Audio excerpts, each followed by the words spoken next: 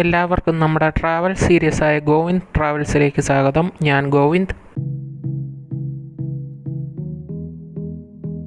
A day in statue of unity എന്ന വീഡിയോയുടെ രണ്ടാം ഭാഗമാണ് നമ്മളിനി കാണാൻ പോകുന്നത്.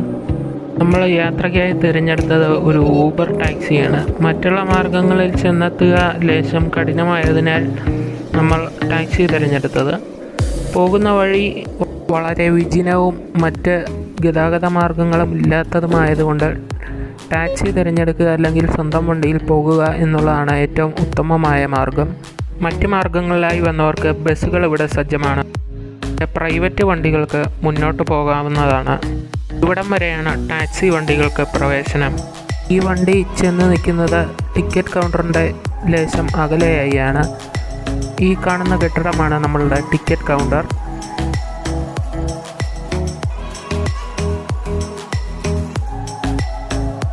ഇവിടെ ഈ പദ്ധതിയുമായി ബന്ധപ്പെട്ട വിവരങ്ങളും അടുത്തുള്ള സ്ഥാപനങ്ങളുടെ വിവരങ്ങളും അടങ്ങിയ പല ബോർഡുകളും നമുക്ക് കാണാം.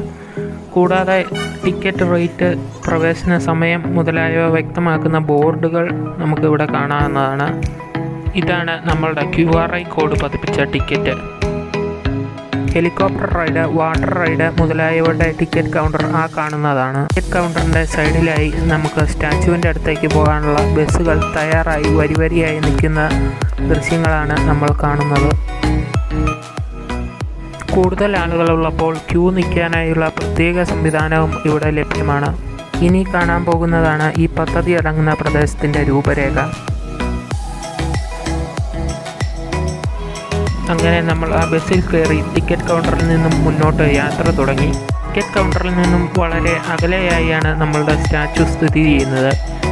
സ്റ്റാച്യുവിലേക്ക് പോകുന്ന വഴി ഇവിടെയുള്ള ഡ്രൈവർമാരുടെ വിശ്രമ സ്ഥലവും ഡാമിൻ്റെ മറ്റ് പ്രദേശങ്ങളുമാണ്. വളരെ വിജനമായ ഒരു സ്ഥലമാണിത്. അങ്ങും ഇങ്ങുമായി നമ്മുടെ പാലക്കാടിനെ ഓർമ്മിപ്പിക്കുന്ന ചില കരിമ്പനകൾ നമുക്കിവിടെ കാണാവുന്നതാണ്.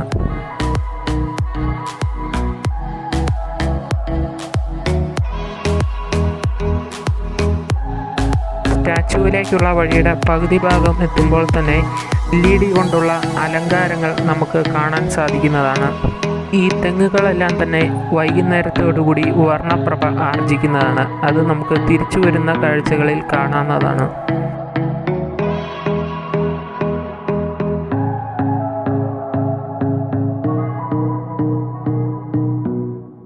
യാത്രക്കിടയിലായി ഡാമിൻ്റെ വാച്ച് ടവറും മറ്റും നമുക്ക് കാണാം.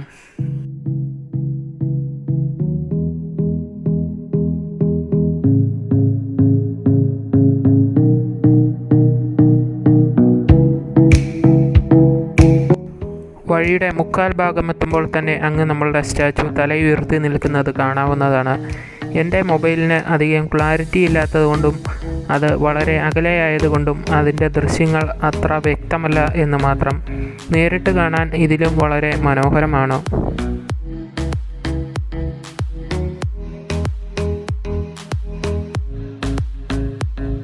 ഈ വഴിയുടെ ഓരങ്ങളിൽ വൈകുന്നേരത്തെ ലേസർ ഷോയ്ക്കുള്ള ലൈറ്റിൻ്റെ പോസ്റ്റുകൾ പ്രതിമയ്ക്ക് അഭിമുഖമായി സ്ഥാപിച്ചിരിക്കുന്നത് കാണാം.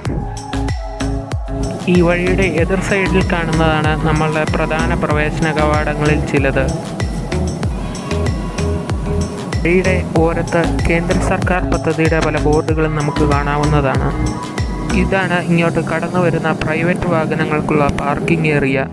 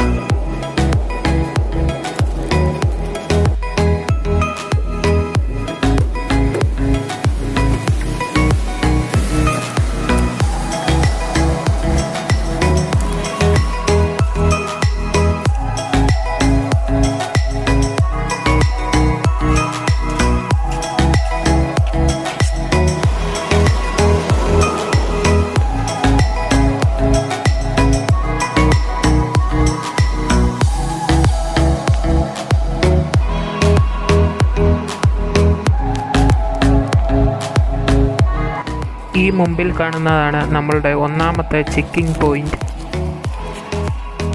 ചെക്കിംഗ് പോയിൻ്റ് കഴിഞ്ഞ് മുന്നോട്ട് ചെല്ലുമ്പോൾ നമ്മളെ സ്വീകരിക്കുന്ന ദൃശ്യം ഇതാണ്.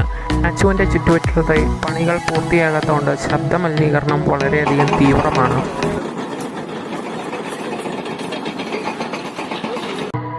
ഇതാണ് നമ്മളുടെ രണ്ടാമത്തെ ചെക്കിംഗ് പോയിൻ്റ്. ഇവിടെയാണ് നമ്മളുടെ ടിക്കറ്റിൻ്റെ QR കോഡ് സ്കാൻ ചെയ്യുന്നത്.